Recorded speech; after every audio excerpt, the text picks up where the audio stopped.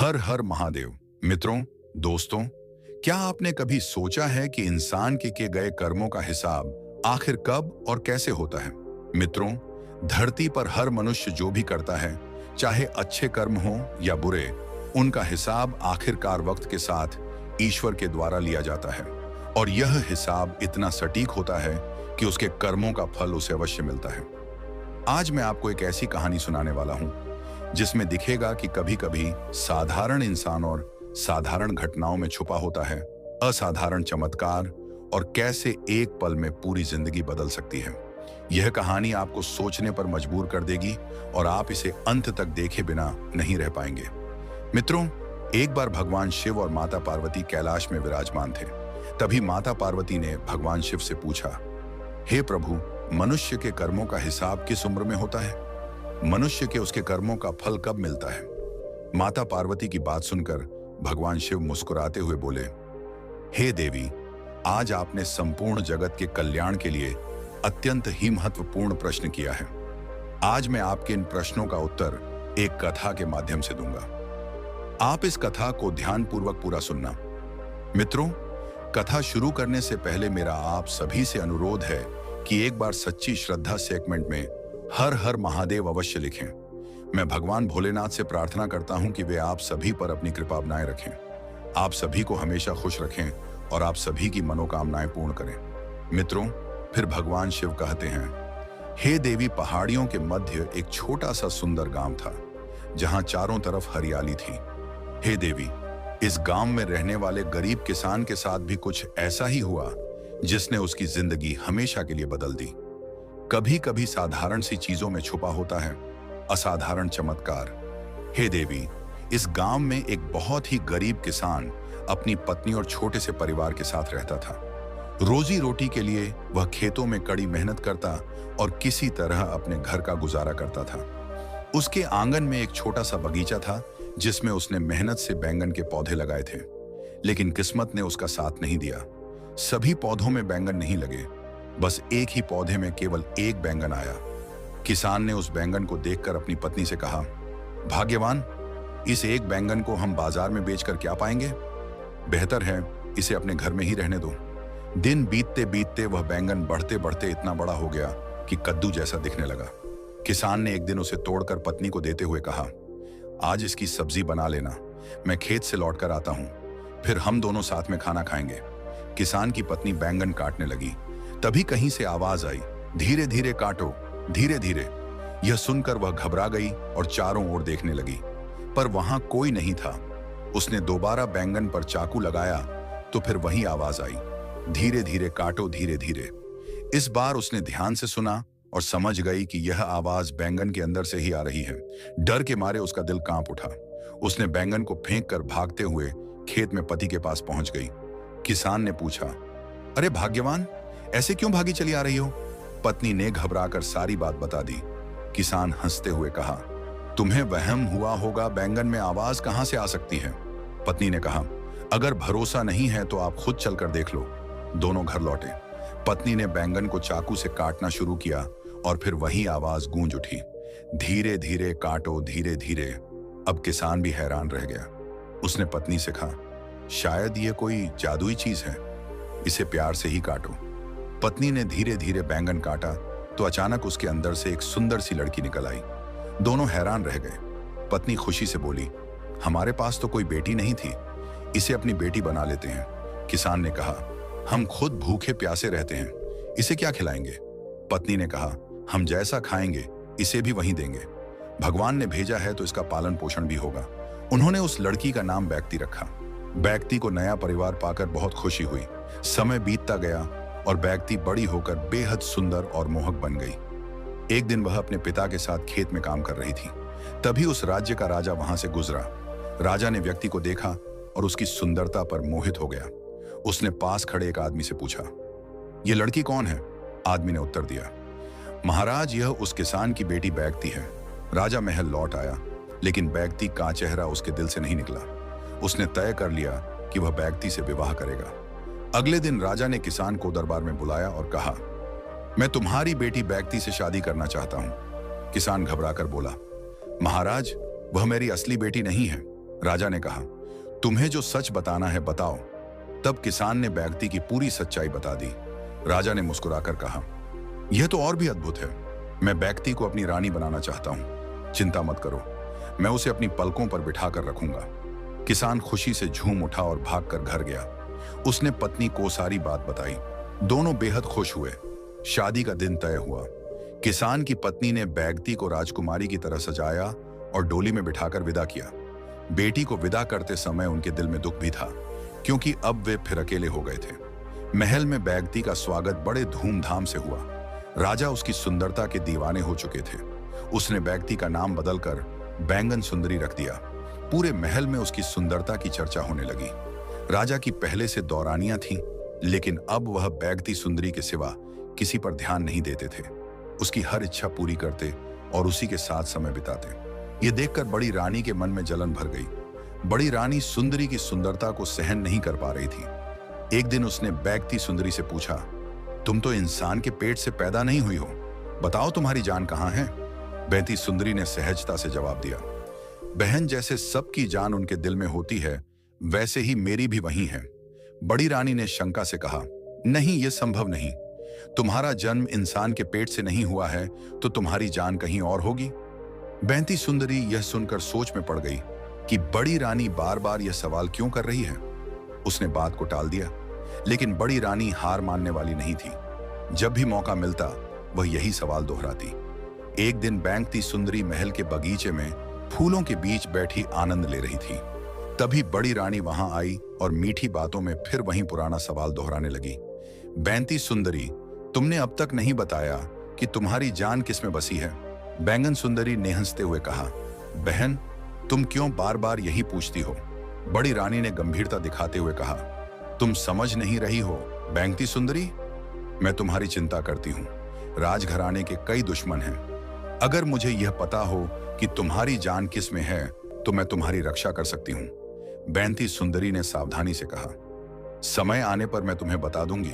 बड़ी रानी ने चालाकी से कहा, ठीक है, पर याद रखना, तुमने मुझे वचन दिया है, अब तुम्हें बताना ही पड़ेगा। बैंगती सुंदरी नेम जबूरी में हाँ कह दी, लेकिन मन ही मन सोचने लगी कि बड़ी रानी उसकी जान की बात क्यों जानना चाहती है। एक दिन बैंगती सुंदरी ने राजा से कहा, महाराज, अगर कभी मुझे कुछ हो जाए तो मेरे शरीर को मत जलवाना। यह सुनकर राजा ने उसके होंठों पर हाथ रख दिया और बोला, चुप रहो। बैंगन सुंदरी, कैसी अशुभ बातें कर रही हो? रानी ने कोमल स्वर में कहा, महाराज, मरना तो सबको है। मेरी अंतिम इच्छा है कि अगर मैं मर जाऊं तो नगर के बाहर एक सुंदर महल बनवा देना, जिसमें मेरे शरीर को सिंहासन सहित रख देना। महल के आंगन में बगीचा लगवा देना और चारों ओर ऊंची दीवारी बनवाना, ताकि कोई अंदर ना आ सके।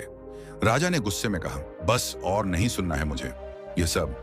बैंगन सुंदरी चुप हो गई, लेकिन धीरे से बोली, महाराज, उस महल में अनाज और बाकी जरूरत की चीजें भी रखवा देना। राजा ने झुंझुला कर कहा, बस करो। रानी बैंगती सुंदरी मुस्कुराकर शांत हो गई। कुछ समय बाद खबर आई कि बैंगती सुंदरी मां बनने वाली है। यह सुनकर पूरा महल और राज्य खुशी से झूम उठा। राजा की यह पहली संतान थी, क्योंकि उसकी अन्य रानियां संतानहीन थीं।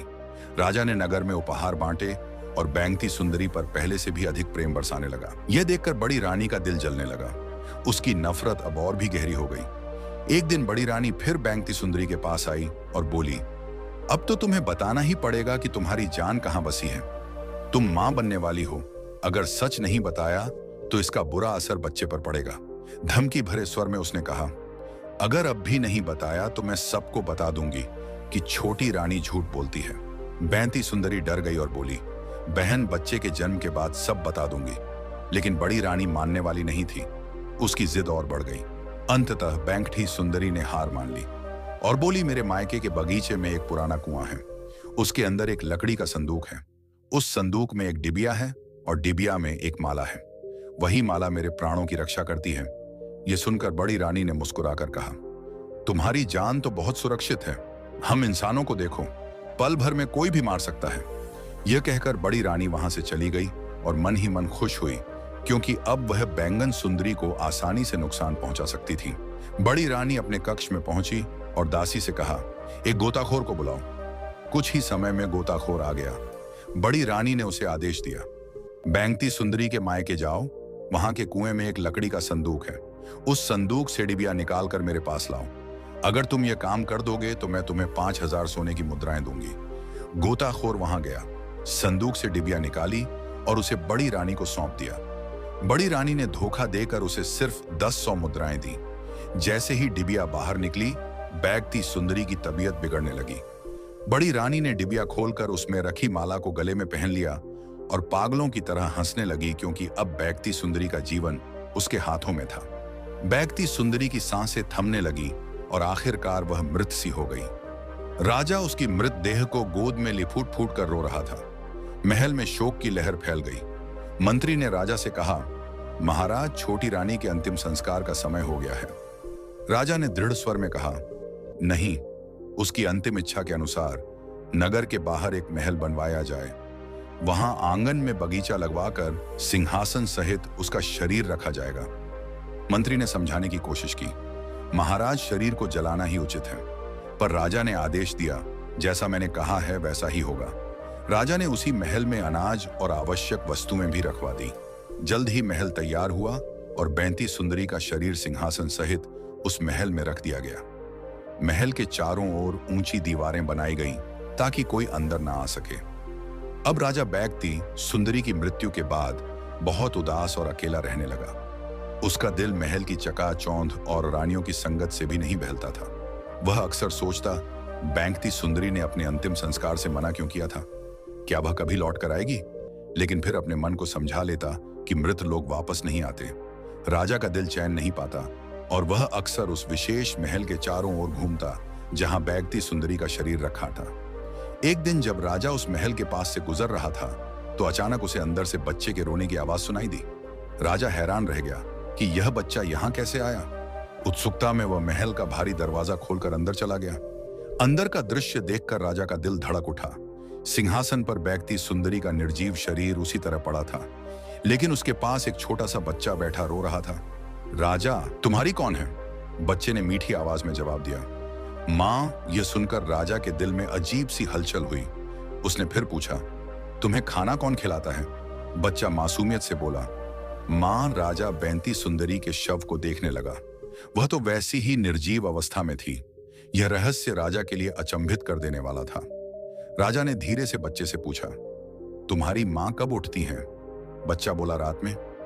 राजा ने कहा, ठीक है बेटा, आज रात जब तुम्हारी मां उठे तो उनसे पूछना कि वह दिन में क्यों सोती रहती हैं और रात में ही क्यों जागती हैं। राजा बच्चे को बैंगन सुंदरी के पास बुलाकर महल लौट आया। रात होते ही बैंगन सुंदरी सचमुच उठ गई। जैसे ही वह अपने बच्चे को दूध पिलाने के लिए झुकी, बच्चा बोला, मां, मेरा पेट पहले ही भरा हुआ है। यह सुनकर बैगती सुंदरी चौंक गई। उसने बच्चे से पूछा, तुम्हें किसने खिलाया? बच्चे ने हंसते हुए जवाब दिया, राजा जी आते हैं, मेरे लिए मिठाइयां और खिलौने लाते हैं और मुझे अपने हाथों से खिलाते हैं। बच्चे ने फिर कहा, मां, राजा जी ने एक सवाल पूछा है। बैगती सुंदरी ने कहा, क्या सवाल? बच्चा बोला, उन्होंने पूछा है कि आप रात में ही क्यों उठती हैं और दिन में क्यों सोती हैं। यह सुनकर बैगती सुंदरी को समझ आ गया कि राजा सच्चाई जानना चाहता है। उसने निश्चय किया कि अब सारा रहस्य बताने का समय आ गया है। उसने बेटे से कहा, बेटा, कल जब राजा जी आए तो उनसे कहना कि बड़ी रानी के गले की माला में ही मेरी जान बसी है। बैगती सुंदरी ने बच्चे को यह भी समझाया, दिन में बड़ी रानी वह माला पहनती है, इसलिए मैं मृत रहती हूँ। जब रात में वह माला उतार कर सोती है तभी मैं जाग पाती हूँ। बच्चा बोला, मां, मैं राजा जी को सब बता दूंगा। अगले दिन जब राजा बच्चे से मिलने आया तो बच्चे ने मासूम आवाज में सारी सच्चाई कह दी। राजा यह सुनकर हैरान रह गया और उसके दिल में गुस्से की लहर दौड़ गई। उसे समझ आ गया कि बड़ी रानी ने बैगती सुंदरी की जान लेकर उसे धोखे से मारा। राजा ने मन ही मन प्रतिज्ञा ली कि वह किसी भी तरह वह माला वापस लाकर बैंगन सुंदरी को जीवित करेगा। इधर बड़ी रानी अपनी जीत पर खुश थी। वह महल में सब पर हुकूमत कर रही थी और खुद को सबसे शक्तिशाली मान रही थी। राजा ने उससे कोई बात नहीं की, बल्कि चुपचाप एक योजना बनाई। एक रात राजा बड़ी रानी के कक्ष में गया और बोला, रानी, मुझे तुमसे एक जरूरी बात करनी है।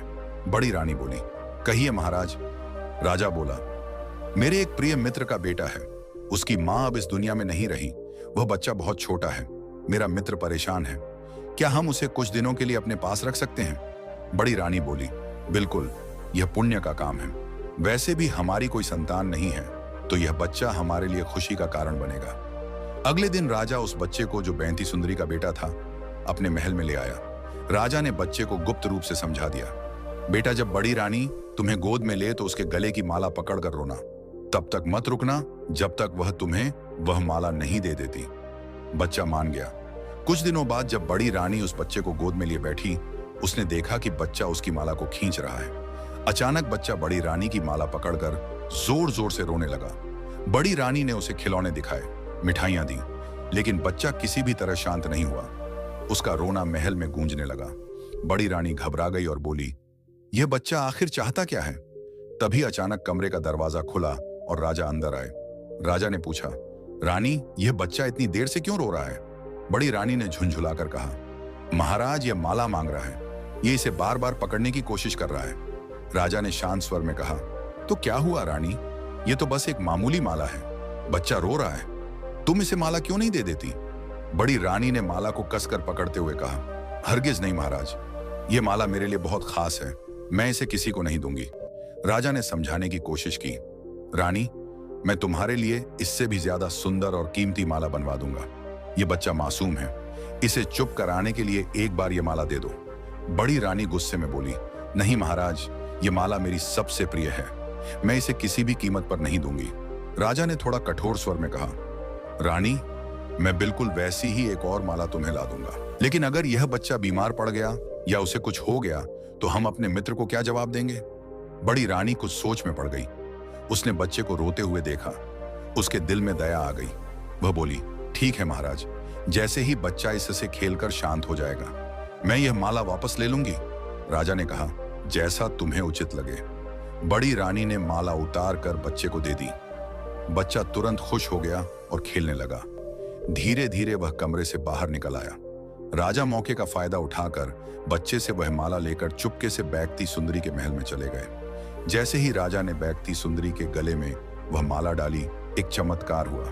बैगती सुंदरी की आंखें धीरे धीरे खुलने लगीं। वह उठकर बैठ गई और गहरी सांस ली। राजा की आंखों में खुशी के आंसू आ गए। उन्होंने बैगती सुंदरी का हाथ पकड़कर कहा, रानी, तुम्हारे साथ क्या हुआ था? कौन था जिसने तुम्हारे साथ इतना छल किया? बैगती सुंदरी ने सारी सच्चाई राजा को बताई। कैसे बड़ी रानी ने उसकी जान का रहस्य जानकर डिबिया से माला निकलवाई और उसे पहनकर उसकी मौत का कारण बनी। बैंगती सुंदरी ने यह भी बताया कि जो बच्चा उनके साथ है वही राजा का अपना बेटा है। यह सुनकर राजा का गुस्सा 7वें आसमान पर पहुंच गया। उन्होंने कहा, बड़ी रानी को उसके अपराध की सजा जरूर मिलेगी, लेकिन तुम फिलहाल यहीं रहो, मैं सही समय पर तुम्हें महल वापस लाऊंगा। जब राजा महल की ओर लौट रहे थे तो बड़ी रानी ने उन्हें देखा और बोली, महाराज, आप इतनी देर कहाँ थे? राजा ने मुस्कुराते हुए उत्तर दिया, मैं मंत्रियों के साथ राज्य की सुरक्षा को लेकर कुछ जरूरी सलाह मशवरा कर रहा था। रानी ने कहा, खबर है कि हमारे दुश्मन हम पर हमला कर सकते हैं, तुम्हारी जान को खतरा है। यह सुनकर बड़ी रानी घबरा गई और बोली, महाराज, मेरी जान को बचाने के लिए जो उचित लगे वही कीजिए, मुझे कहीं छुपा दीजिए। राजा ने आदेश दिया और महल में एक गुप्त तहखाना तैयार करवाया। बड़ी रानी को उस तहखाने में बंद कर दिया गया, साथ ही उसके रहने खाने का पूरा इंतजाम किया गया। जब बड़ी रानी सुरक्षित महसूस करने लगी तब राजा ने सच्चाई प्रकट की। उन्होंने कहा, रानी, यह जगह तुम्हारी सुरक्षा के लिए नहीं बल्कि तुम्हारे अपराध की सजा के लिए है। तुमने बैंती सुंदरी के साथ विश्वासघात किया और उसे मारने की साजिश रची। अब तुम यहीं रहोगी। बड़ी रानी पछतावे से कांपने लगी। उसने राजा से माफी मांगी, लेकिन राजा ने उसकी एक ना सुनी। इधर राजा बैंती सुंदरी को सम्मान पूर्वक महल वापस लेकर आए। उनका भव्य स्वागत हुआ और बैंती सुंदरी को पुनः महारानी की उपाधि दी गई। महल में एक बार फिर खुशियों का माहौल लौट आया। समय तेजी से बीतता गया। राजा और बैंती सुंदरी का बेटा बड़ा हुआ और उसने शिक्षा, युद्ध कला और राजकाज की सभी विद्या प्राप्त की। जब वह योग्य हो गया, राजा ने उसका भव्य राज तिलक करवाया और उसे राज्य का उत्तराधिकारी घोषित कर दिया। राज्य में चारों तरफ सुख, शांति और खुशहाली छा गई। बैंती सुंदरी और राजा अपने बेटे के साथ सुखमय जीवन बिताने लगे। लोग कहते हैं कि जो दूसरों के लिए गड्ढा खोदता है वही उसमें गिरता है। बड़ी रानी का हाल भी कुछ ऐसा ही हुआ। उसने जो जाल दूसरों के लिए बिछाया था वही अंत में उसके पतन का कारण बन गया। जहां एक और बड़ी रानी अपनी चालों और षड्यंत्रों में उलझकर अंततः सजा की पात्र बनी, वहीं बैगती सुंदरी ने अपने सत्य, धैर्य और नेक नियत से सबका दिल जीत लिया। उसने कभी भी बदले की भावना नहीं रखी, ना ही अपने कष्टों का रोना रोया, बल्कि वह परिस्थितियों को सहकर अपने स्वभाव की सादगी और सच्चाई से जीत हासिल करती रही। यही कारण था कि लोग उसे केवल एक सुंदर राजकुमारी नहीं बल्कि एक प्रेरणा मानने लगे।